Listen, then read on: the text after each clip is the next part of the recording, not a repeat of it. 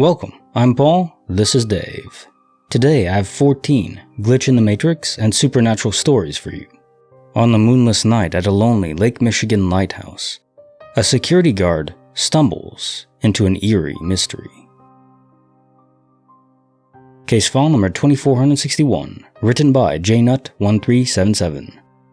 Peer pressure and the midnight sailboat. There's a lighthouse on Lake Michigan that I used to work security at. It's supposedly haunted, though that's a different story. Anyway, this lighthouse's pier gets a lot of fishing action year-round, but especially in the spring. I'm working with another guy, and being the fisherman I am, I decide to take a stroll and see how everyone's doing, as well as walk to the end of the pier. I walk, chat with a few guys I knew, and went back on to the lighthouse. Now real quick, the pier is going to be separated into 6 sections on each side. The north and south break arms, the south side east and west sections, and the north side. The lighthouse is the divider. The lighthouse is also on the south side, where I'm at. And there's no way to get to the other side without going around the lake or swimming. As I'm walking back, I see what looks to be a sailboat sitting in the middle of the channel, on the eastern section. I could only see the lights. It would usually be normal to see a sailboat here, besides the fact that it's at night. It's 1 a.m., and the only thing out there is usually fishing boats. So I decided to check it out. I have a few minutes left on break, and I radio in to the other guard that it'd be another second. The boat looks to be just about halfway down to the lake from the lighthouse. I thought maybe he was fishing there, and didn't know you couldn't fish inside the shoreline of Lake Michigan. Not at this time. But that's when I noticed something odd. Really odd. The boat is moving in circles. And this isn't the widest channel, maybe 50 meters across. So next thing I think is drunk guy. Plenty of them. But as I close in, I realize something. It's dead silent. No wind, and more importantly, no engine sound. No sound at all but my breathing and footsteps. I stop and listen. Nothing. This was starting to freak me out, but I'm the security guard, so I can't be afraid. But as I take a step forward, it stops. The lights, 3 in a perfect triangle, and a very faint silhouette of a sailboat start moving from my left to the right towards the break wall. What the hell, I think, and I instinctively run towards it. Then it just up and disappears, gone. But wait, no crash? No lights either, I think? I went down to where it should have been, and nothing was there, not a trace. I hear a slash across the water. I look and see a fisherman on the north side directly across from me, casting. I yell and ask him if he's seen a boat. He responds no. I say thanks and head on back. I'm walking up the ramp to the lighthouse when I realized he wasn't supposed to be fishing on this side of the big lake, and head back out to find him, and he was gone too. What I did see though was a big light at the end of the channel. I booked it. Nope. Turns out that light was just a spotlight for a fishing boat, but it still scared me crapless. But what about that sailboat? I still to this day have no clue what I saw that night. Indeed, a sailboat from a different universe. I like to think of the multiverse as a giant ocean, and each universe is a little tiny island, and they're all peppered about. But you need some sort of vehicle to move between them. Obviously not an actual sailboat, but it's just a funny comparison. Case file number 2462, written by Tractus. This ain't your grandpa's motorcycle gang. My mom has one of the best examples of a mysterious story, corroborated by my granddad, who is a no BS skeptical guy, and even he's like, yeah, that was nuts. They were on a cross-country road trip together back in the 70s and 80s. My granddad has a knack for intense road tripping, hours of driving with minimal breaks. In the 60s, he once used what were basically legal amphetamines to stay awake for an exorbitant amount of time, to make it from New Mexico to California in under 30 hours. So it's late, real late, and it's New Mexico, heading east. They're not near any city or town. It's just pitch black desert for tens of miles in every direction. They're driving a 2-lane highway, and up ahead in the distance, also on the road, are 2 red taillights. But they couldn't have been taillights for an automobile. They were too far apart, one in each lane. Must be motorcycles, my mom remarked on the lights before promptly falling asleep. Boom, a yell. Wake up, look! She opens her eyes. My granddad is pointing eagerly at the 2 taillights. They're leaving the road and going nowhere, straight into untamed desert. They still can't make out what the lights are behind, but they seem to keep the same formation and distance, which was strange considering they were assumed to be separate agents. The lights are getting faster and farther. Then they stop. So does my granddad. My mother reports his mouth is wide open. They were astonished at just how incredibly odd this was. There was a moment, a hesitation, and then those 2 red lights shot straight up into the night sky. UFOs, right? Huh, wow. Case file number 2463, written by F. Me Daily. The Ghost in the Gears. So a few years ago, I purchased 2 mountain bikes off a government auction website. They were used as police bikes in the local parks, and they were identical, blue and gray GTs. I resold one and kept one. The one I kept later got stolen off my patio, but whatever, not the story. Had the one I kept for like 2 to 3 years. Sometimes I would keep them inside in a specific spot in my apartment. My fiancée moved in with me almost 3 years ago when I would still use the one. So over the weekend, my fiancée is going through her phone docs and pictures to do some stuff for her resume, no big deal. Then she calls me over and is asking me about the bike I used to have. She shows me a picture of the inside of our apartment where I used to keep the bike, and in the picture, there's a red mountain bike in the same spot I usually kept my bike, and she's like, "When did you have a red bike?" I never had a red bike. I never rode with anybody who did, let alone let anyone else bring their bike into my place. It was in the same position as my bike would usually be in. Her and I both swear we never remember having a red bike in the apartment. I definitely never owned a red bike. And it's not a weird angle either, glare or bad lighting. It's clearly a red and chrome mountain bike. I know it's a super dumb situation and unimportant to anything in my life, but it's been making me feel like I'm going crazy or like there's some type of glitch in the Matrix. Well, there often are, at least what we attribute to glitches. Yeah. Case file number 2464, written by Louisa Pett. A Tail Wag Paradox. Rural suburban area with a curved uphill drive from the road. That afternoon, I heard my husband's distinctive truck come up the driveway. Our 3 giant dogs got up from their naps and ambled over to the stairs, silent, with tails wagging in anticipation. Had it been anyone else near our home, they would have raised a royal ruckus. I caught a flash of ruby red and chrome move past the small window of the front door, which meant my husband was backing into the spot. He didn't come into the house right away, so I went back to whatever I was doing. The dogs just sat down and waited, but everything got quiet. There was no sound of a vehicle leaving or entering the driveway. No car doors opening or closing, and no discernible activity out front or in the garage.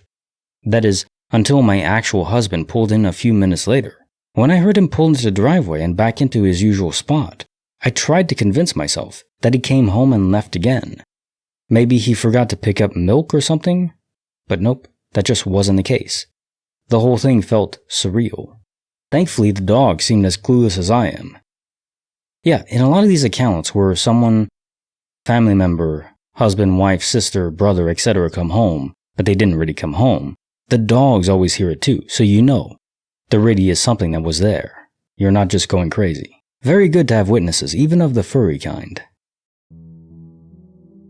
Case file number 2465, written by Panzer Katzen. the fireplace that only played rock. A long time ago, I lived in a one-story house, 3 bedrooms, a living room, and a kitchen. This house had 2 fireplaces, one in the living room and an old metal iron one that was in my room. Some nights I would hear sound coming from or behind the old fireplace, like music, but not creepy music. It sounded like a modern, late 90s, early 2000s rock radio station. It seemed to have commercials, have a DJ, and play rock music. Initially, I thought it was my dad listening to music in the living room, but I realized that was impossible when it would play even when my dad was asleep in his bed. I never tried to approach it or anything as far as I remember, and the nature of it meant I was never particularly fearful of it. Sometimes I would just fall asleep listening to the faint rock music, despite not knowing where it's coming from. In another house, much later, I would notice sounds I couldn't explain. One example was mouse clicking from the downstairs computer when nobody was using it. It freaked me out at first, but I eventually stopped caring about it. Twice I heard loud crashes somewhere in the house, searched it with weapons, and found nothing. Twice I noticed something in the kitchen would be vibrating or rapidly ticking. Once I zeroed in on the source, I could note the object, kitchen stuff like a glass or food container, was not visibly moving. Touching the object made it stop, in one case just putting my finger on it. On one occasion while in the enclosed patio, I heard growling coming from the darkness in the backyard. Then I immediately went inside. Case file number 2466, written by Original Ad 2229. Little hands, no footsteps. I've been wanting to share this experience for a while, but every time I've held back, thinking that maybe it was just a momentary madness. It all happened about 1.5 years ago, while I was driving to work. In fact, I had just turned right into the yard of my workplace when I saw 2 children walking down the alley in front of me, maybe 50 meters ahead. I slowed down just to be cautious, because kids have a tendency to run all over the place.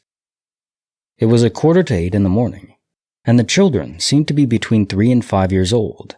They were holding hands. One was wearing a blue coat, the other child was wearing a yellow one. They had their hats pulled up over their heads.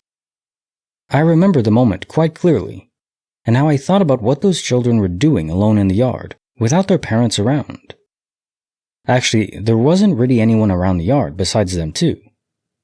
I was able to follow them with my eyes for about 5 seconds, trying to figure out the situation, until they turned left after a car parked right in front of the building where I work.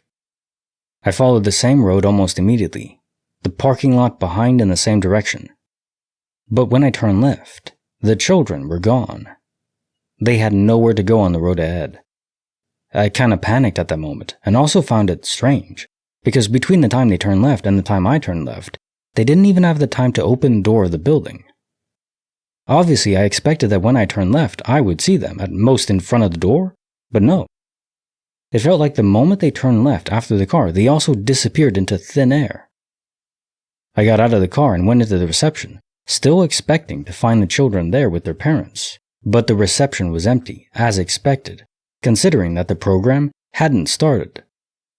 I kept replaying the images in my head, trying to find a logical explanation, thinking that maybe my mind had the impression that it was seeing those children. But the fact that the image of them was so clear, they're walking on the road in front of my car, their yellow and blue jackets, me trying to find their parents with my eyes. My thoughts at that moment, they were all real. Although I have some paranormal experiences, I've never categorized this experience as supernatural. Everything was so real, the image of the children was so clear and real. I didn't feel afraid. It's as if for a moment, a reality got mixed up with the one I was in, and just as suddenly, it's separated. Never had an experience like this before or after, so it stayed on my mind. Well, your explanation may be something akin to that, yes. The thin membranes between universes can sometimes coalesce or rub against each other, and you can have bleed-through events, perhaps like this. or it's just a space-time portal, but probably going with the multiverse event. Case file number 2467, written by Lumpy Power 9269. The Tiny Jumper Lost to the Pines. About 15 years ago, while hiking in Glacier National Park with my son, who was about 8 at the time, we were coming downhill on a trail that was in a clearing, so I could see the whole trail for quite a distance.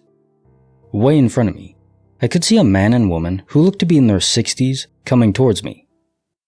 A long ways behind them, probably 30 or so feet, was a little boy about 6 years old skipping up the trail. He was so far behind them that I was extremely worried that he would be injured by an animal or something, because the couple was not paying any attention to him at all. So I kept my eyes on him the whole time, like I was in mom mode. He was very solid and real. I thought maybe he was in front of his family or something, and that they would appear from around the corner. As the couple came closer to us, they were coming uphill and we were going downhill. We were straight in line with each other, and I could still see the kid, and then all of a sudden I saw him jump in the air with his arms up like boys do. I could see this over the woman's shoulder, and then he just blinked out of existence. I thought maybe I just couldn't see him landing, but then we passed the couple and said hello, and there was nobody behind them. I turned to watch them go up the hill, and there was no kid anywhere. There was nowhere this kid could have gone. After a bit, I asked my son if he saw a kid, and he said, "Yes, but where did he go?" We never saw anyone else come up the trail. Later that day, I was so bothered by it that I kept looking for missing kid news reports, but never saw anything. I also had taken pictures of my son on the trail, so I had our geolocation coordinates, and I looked on a map to see if there was a campground close by, and there was nothing nearby. I will never understand what happened that day, but it's so clear in my memory, and I won't forget the feeling of passing those people and seeing nothing there. Case file number 2468, written by Tiddler. Hangers, lights, and no memories. I lived in my previous apartment for 2 years and have 2 separate incidents that my girlfriend and I can never explain. I've never posted these, but I feel like one of these occurrences is weirder than a lot of stuff I see in these kinds of threads. The first incident happened while changing out of the clothes we had hung in our closet for the winter. We were replacing the summer clothes with the winter ones. Unfortunately, our closet in this apartment was pretty small, so it was something that had to be done when the seasons officially changed. I had just finished boxing up the short sleeves and had a closet full of empty hangers. I had just turned to grab a long-sleeve shirt from the box sitting on the floor and turned back to a closet full of hangers swinging in perfect unison. I remember freezing up and telling my girlfriend, who was sitting on the bed at the time, to come take a look at this crap. She was equally freaked out and confirmed that nothing had even been near the closet in the last 2 to 3 minutes. These were swinging in the closet, as if someone pushed them all at the exact same time. Not just small swaying back and forth. This was vigorous. I have managed to convince myself that it could have been something structurally with the apartment, as it was an old duplex, and we just didn't notice, or something of the sort. It freaked me out, but people can offer a lot of potential solutions to something as simple as swinging hangers. So I basically dismissed what happened as just a weird incident until the actual messed up night that we really can't explain. A little background info to better explain why this next one is creepy. The layout of our bedroom. Like I said before, it was a duplex, but it was a converted 2-story home into an upper and lower. The lower had odd dimensions in rooms, and more than likely it's because they weren't designed to be bedrooms. Regardless, our room was extremely long, but fairly narrow. The light switch was next to the door, which was about 5 feet away from the end of our bed, for the overhead light on the ceiling fan, and we had a touch lamp sitting on the nightstand directly next to the bed. Our TV was on the far side of the room, and my girlfriend sleeps with it on every night. I'm a heavy sleeper and don't mind the light and the noise, so it works out fine for both of us. Dead silence actually wakes her up, so this stays on all night. Now, one night between 3 to 3:30, we both are sitting up in bed, but under the blankets with our backs against the wall, and all the lights in the room are on, but with the TV turned off. Both me and the girlfriend look at each other completely wide awake before I ask, "What the frick are we doing?" Neither one of us knows. We don't remember waking up. We didn't turn the TV off. We don't remember sitting up. And we sure as crap didn't turn on all the lights in our room that require you to physically get out of bed to flip the light switch. The fact we were both completely awake, staring at a blank freaking TV screen, with no explanation for any of it, still creeps me out just a type. Sleepwalking I would understand if I was alone in this, but we were both sitting up staring straight, until I kind of snapped to and said something. I have no idea how long we were sitting like this. Both of our memories of that night start with realizing the other person is sitting up in bed next to me. It's the weirdest thing I've ever experienced, and haven't really seen anything similar online. It does kinda sound like possession, but obviously without any crawling in the walls or demonic chanting. I wonder if this somehow could have something to do with a multiverse transfer order, the soul of a different copy of you and your girlfriend, both at the same time, were being transferred in, and something went wrong with the process. The memories weren't properly suppressed as they should be. Or they were, but you became aware of that fact, that you were just sitting there. Because I think the process does take time. It's like downloading a large file into your computer from the internet. That's going to take time. I mean, how many gigabytes is a soul? Or petabytes? Couldn't even venture a guess. Case file number 2469, written by Pixie Fox Creature. The time Grandma wrapped me in love. My grandma had passed away some months earlier, and I never got to say goodbye because I was living overseas. One night, I had a lucid dream and decided to call her in the dream and ask her to come and hang out with me. She said she had a few things to do first, but would see me at 2. Dream continues for a while. Suddenly I wake up, completely alert. I look at my phone. It changes from 1:59 to 2 a.m. on the dot at exactly that moment. I got pretty freaked out by that and decided to get up and go get a glass of water.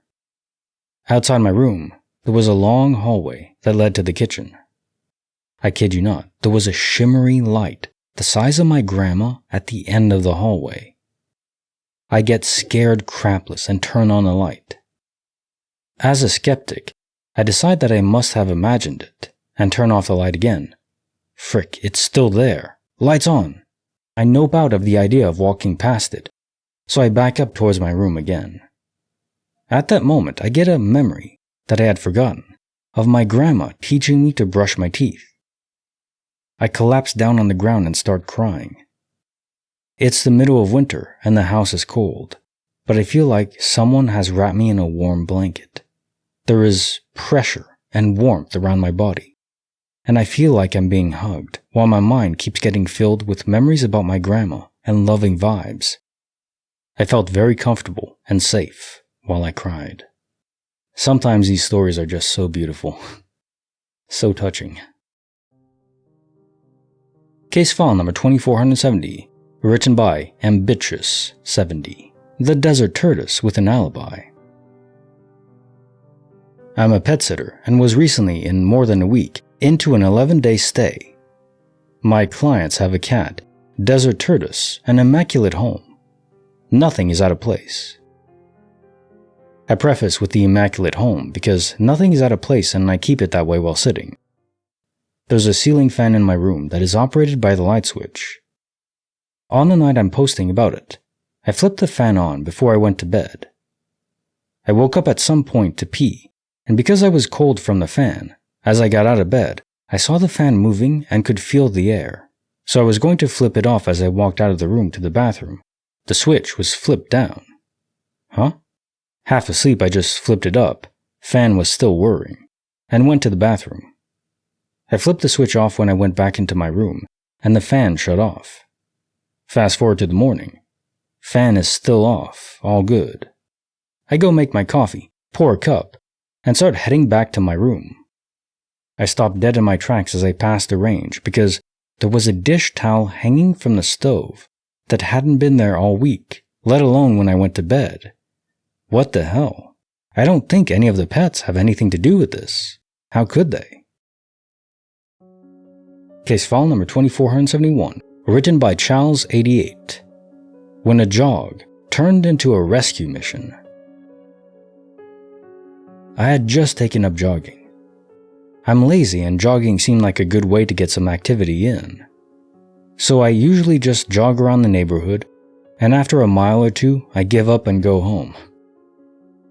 One day, I decided to jog to my parents' house, which is around 2 miles away. I've never jogged there before. It was longer than I had jogged before, and I wasn't even sure if they were home.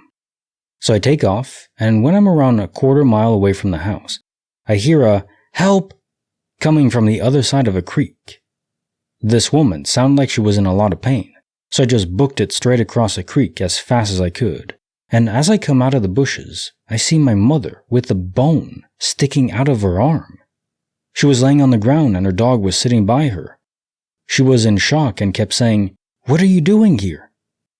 Why are you here? Is my arm broken?" I told her that I'm no doctor, but the bone is out of her arm is probably a broken bone. I run to her house, grab the keys to her car, and get her to the ER. The one day I decided to run to her house is the one day I find my mother on the ground in need of help. Apparently, she was only on the ground for a few minutes prior to me getting there. She has never had a fall prior or since, and I have never jogged past that location prior or since. I just don't know what the chances are. Within minutes of her falling, I was there to help, and I had no business being anywhere remotely close to her location. Sometimes we just get instincts to do things, perhaps implanted, perhaps our subconscious guiding us, but one way or another, it is awesome. Case file number 2472, written by Boobhead265, Guac, Chips, and a glimpse of the beyond. A couple years ago, I decided to go to a trade school to learn diesel mechanics. I took night classes because I worked during the day. Sometime during the first week after all got acquainted with our classmates and teachers, we were let go for the night. When I was about to drive back home, one of the guys in my class invited me and another student to eat at this restaurant down the road. I told him I was down and followed him and the other student to the Mexican place next door. When we got in the booth and sat down, I pulled out my phone and was scrolling from TikTok and checking my Snapchat stories. Around that time, the waitress came over and I put my phone down for a second to give the lady my order. When I grabbed my phone again and turned it on, for just a split second, I saw a picture of a totaled white Chevy. After I saw that, my phone turned itself off on its own, which wasn't too out of the ordinary. I turned it back on and started searching through my TikToks and Instagram and Snapchat stories to see where that picture came from and couldn't find it. I figured it was probably just a TikTok that I had missed before my phone turned itself off. About 20 minutes later, the friend who invited me and the other student to eat started talking about how he used to drive a white Chevy that had gotten totaled when an 18-wheeler ran a stop sign and hit him. He showed me the picture, and it was no joke, the exact same picture that flashed on my screen for a fraction of a second. I have really no idea how this could have happened. Still weirds me out to think about it. Case file number 2473, written by Brand Name Nerd, Panic, White Noise, and a Fake Sword. I used to live with my ex in her mother's home. Terrible idea, never do it. They had a dog upstairs, and my ex and I had the basement to ourselves and her cat. It was a smaller studio, but it worked for a while. The door to the apartment led to a hallway that had the laundry room and the stairs to go up to the rest of the house, and was normally dark. My ex had to be up for her job earlier, so she was already in bed, and I was watching something on Netflix or whatever.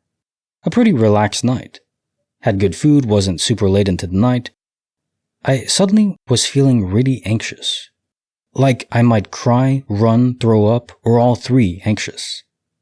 I have anxiety issues, so it's not unheard of for me to deal with something like this from time to time. But it was an intense and sudden panic attack. Usually it's a slow build, or it's set off by something specific. I'm going through my normal, look at my surroundings and where I am, steps to calm myself down, when I hear what seems like white noise. Netflix was still on, so I paused it. Sound continued. I could block the sound by covering my ears, so it wasn't just in my head. The dog upstairs started barking frantically. The white noise sound got louder. My fear went up. And there was a creak on the steps. I was pretty sure that was my ex's mother. This would not be the first time I'd hear of her. There's the front door, the living room, the fact she was a heavy walker, and if the dog was barking at her like that, she would at least shush it. She'd text before coming down as to respect our privacy, and she was scheduled to work until 5 a.m., an ICU nurse. After the creak on the steps, I felt like I was vibrating from the adrenaline. And then the noise stopped, and the dog stopped barking. I felt like I was being watched, still, and feared that maybe someone broke in. Not sure how it would relate to the white noise, but I wasn't considering it at the time. Timidly shone my phone's light towards the hallway, but I was too far and the light wasn't strong enough to make a difference. Of course, my ex was still sleeping, and I was too afraid to have my eyes leave the door, and grabbed a fake sword I have for cosplay and stayed up for a while. The feeling of being watched never left, but nothing else happened. Eventually I went to bed. Confirmed later that no one had entered, no robberies, nothing. If the dog hadn't also been acting out at the same time, I would have ignored everything and passed it off as a panic attack. Right. The dog as your witness, another furry witness, and the white noise. Those you can't just brush aside. Case file number 2474, written by Loft13. Please hold while the house possesses your phone. One time, I was on the phone with a friend, doing dishes at the same time. I was facing the sink and had my back to the kitchen. In my peripheral vision, I see an arm extended and put a mug on the counter, a man's arm. So I assume it's my brother, so I turn to look at him. Only no one is there. The mug was there though. Left me without words for a moment. Also, in the same house, I would always use the computer in our basement. I was eating a bowl of soup while browsing YouTube or whatever, and my mom calls me upstairs. I go to the living room, and I'm helping her with chores or something, and the house phone rings. It's my best friend Chelsea. She asked me why I called her on my cell phone. Didn't say anything. Just breathed into the phone, then hung up. I was confused because I left my cell phone, LG Cosmos 3, downstairs, and I got chills. I went downstairs to see my cell phone was in the bowl of soup I had just been eating. The next story. My friend and I stayed in a cabin a couple summers ago. We had a dog sitting on the couch in the living room with us. Dog kept staring at the corner of the room and wouldn't look away. My friend freaked out, saying she just saw one of the large speakers by the TV move on its own. We don't feel safe and quickly run outside on the front porch. Shortly after going outside, she gets a Facebook message on her iPhone saying that I just posted on Facebook, which was impossible since I didn't have a phone on me at the time, and it would have been pointless to try with the cell reception so poor in the area. She opens the notifications, and it takes her to a picture I posted about 3 weeks prior of my two friends and I. She was not one of the two friends, was not tagged in the post, did not even like the post or anything. She had nothing to do with the post. The photo was already kind of freaky. We all had pretty crazed looks in our eyes from lack of sleep. But the description freaked me out. It said, "We never sleep." And lastly, not my story, but my two friends of mine were driving down a back road, and these are the kind that are dirt and one lane only. It's late at night and they're kind of just exploring whenever they come across a house that looks abandoned, but all the lights are turned on. My one friend recalled that they could see the fridge door open and nothing was inside, but that was it. They kept driving until the road ends, in front of a large garage for a house. The garage door is open, but it looks pretty vacant. They get pretty creeped out, and as they start to get ready to turn around, they said that something came out of the garage. My friend described it as a dog's body, but it looked like it had a human face. I tried to call bullcrap on him, but he swore up and down that's what he saw. He and I love the paranormal, and I trust him immensely. He was very, very obviously freaked out by the incident. He told me that whatever the creature was, it just calmly stood there and stared at them. I thought maybe it was a pit bull or a bulldog, something with an oddly shaped face, or a dog with a disfigured face, but he denied any of it. Said it walked like a dog, but had the face of a man. But I've seen clips of pets and dogs looking at a particular area of a house, transfixed in that location, as if they see something. Sometimes they'll growl, sometimes they'll be petrified. They will look more afraid than any human I've ever seen, and they're just looking at a place where there's nothing there. Now, I wouldn't call that definitive evidence of the supernatural, but it definitely points to something, right? Whatever's there, I don't know if I want to know. Now time for the jokes of the day. 77% of people are idiots. Fortunately, I belong to the 33% of intelligent people. A wealthy man tells another guy, "I'll give you $50,000, but your worst enemy gets double that." The guy smiles and says, "Cool, I've always wanted $150,000. Yeah, we are our own worst enemies, aren't we? A man knocked on my door today, asking for donations for the local swimming pool. I gave him a glass of water. You can't complain about that, it is a donation, okay? A very relevant donation. I renamed my toilet Jim instead of John. People will be impressed when I tell them I go to the gym every morning. I asked a ninja if they knew how to throw one of those ninja star things. They said, "Sure I can." Like the video, subscribe, hit the bell. Kinetic Symphony, signing off.